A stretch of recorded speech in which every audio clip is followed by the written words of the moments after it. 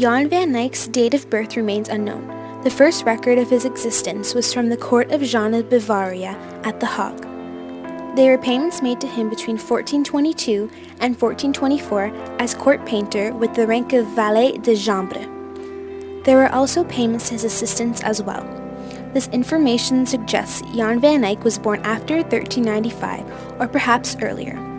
Miniatures in the Turin-Milan hours, if they are Jan van Eyck's, may be the only surviving works from this period.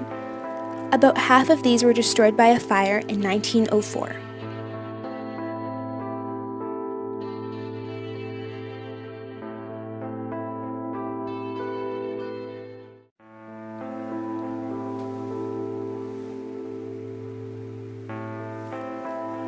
After the death of Jean of Bavaria, Jan van Eyck entered the service of Duke Philip the Good of Burgundy.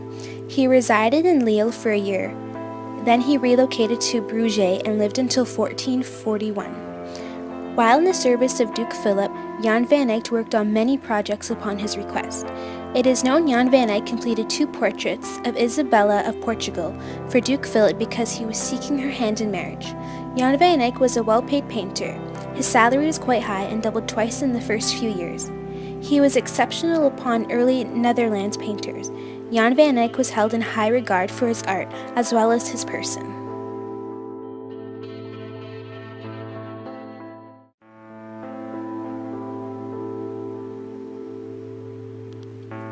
Jan van Eyck created paintings for the court as well as private clients. Among these is the Ghent altarpiece painted for Jadocus Wiet and his wife Elizabeth Bourlou.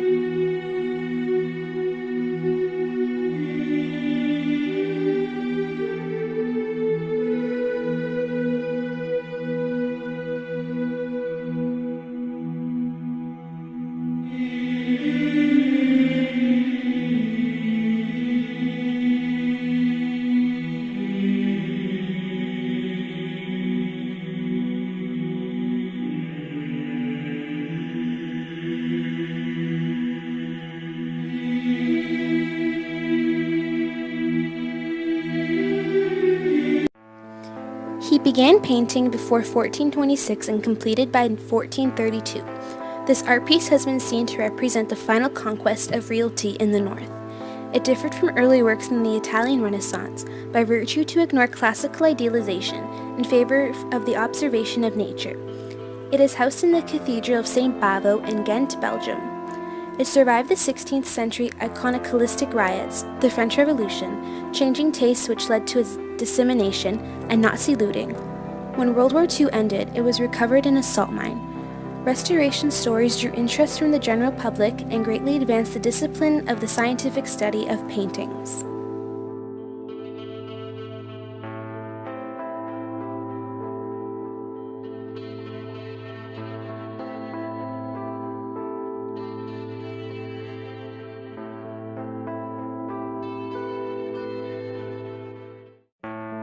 We will now talk about the significance of the Ghent altarpiece in Christian art and theology.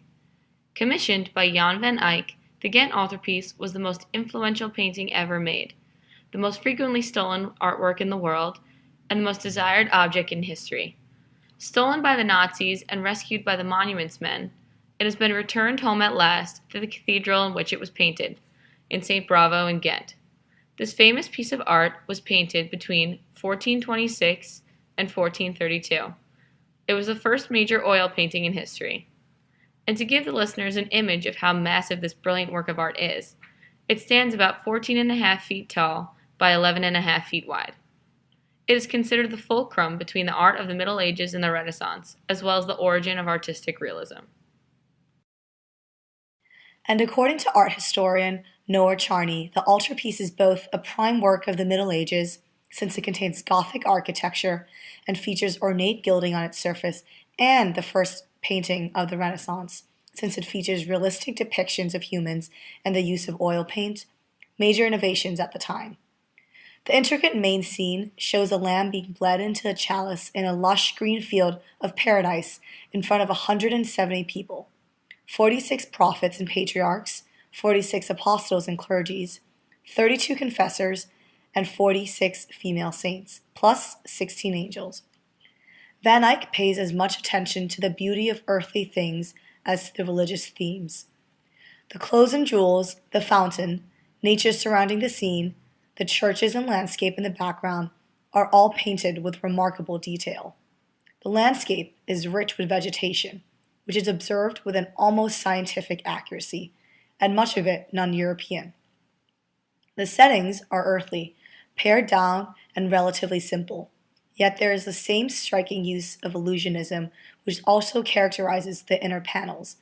This is especially true of the faux stone grizzle statues representing the saints. Lighting is used to great effect to create the impression of depth. Van Eyck handles the fall of light and casting of shadow to make the viewer feel as if the pictorial space is influenced or lit by light entering from the chapel in which it stands. The political controversies as to why this particular artwork was of interest to the Nazis, especially to Hitler and Goering, are the following. Hitler desired the Ghent altarpiece because it was one of the most famous pieces of art in history, and it was by a Germanic artist in the realistic Northern Renaissance style that Hitler preferred. It was also rumored that the Ghent altarpiece concealed a coded map to lost Catholic treasures, including the Arma Christi, or instruments of Christ's Passion, which are the crown of thorns, the Holy Grail, and the spear of Destiney. Hitler believed that the possession of the Arma Christi could give him supernatural powers. Whether such a map exists is another matter, and one that scholars dismiss out of hand, even though it is tempting to interpret the complex, enigmatic iconography and disguised symbolism of Van Eyck's masterpiece in this way. But there is also another component to the story that fuels the theory that there is a map located on the Ghent altarpiece, and it is linked to the 1934 theft of a single panel on the altarpiece, called the Righteous Judges Panel.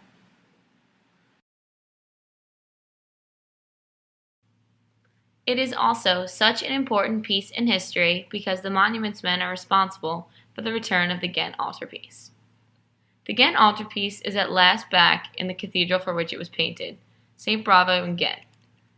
It is being returned after 600 years of nearly constant movement to the hands of renegade viceroys, criminal art dealers, crook collectors, heroic priests, humanist forgers, Nazi art detectives, Austrian double agents, as well as some of history's most famous figures, including Napoleon, Goering, and Hitler.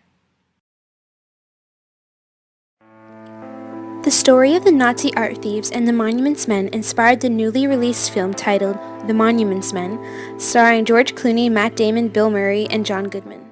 I'm to put a team together and do our best to protect buildings, bridges, and art before the Nazis destroy everything.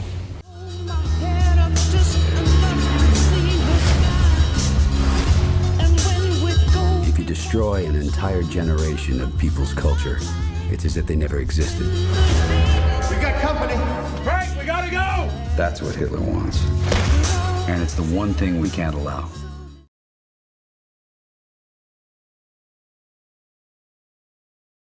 Many believe this painting is a self-portrait of Jan van Eyck.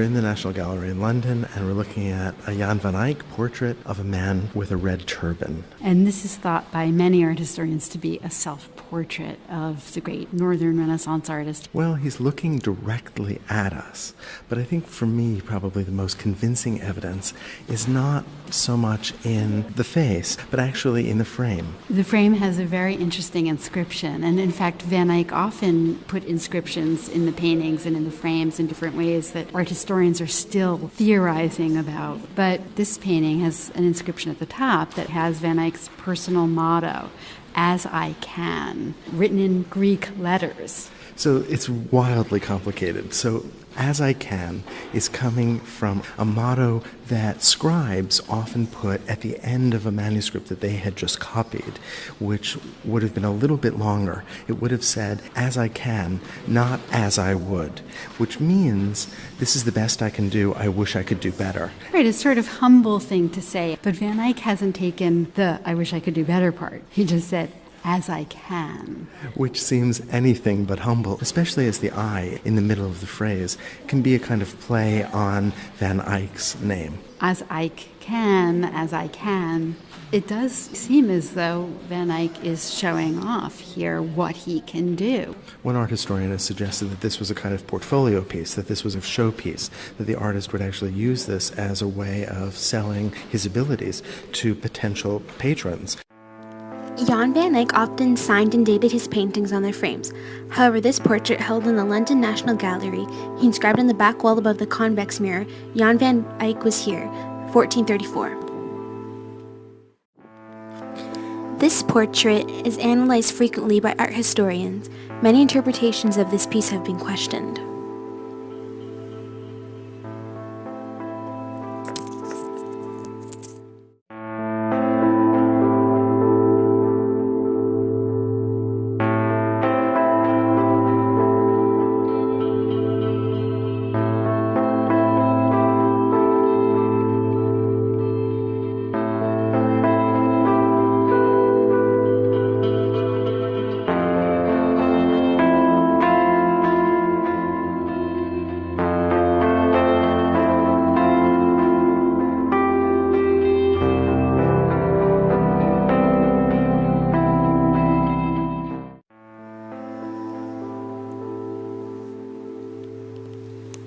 In 1441, Jan van Eyck died in Bruges. He was buried there in the church of Saint Donatien, which was destroyed during the French Revolution.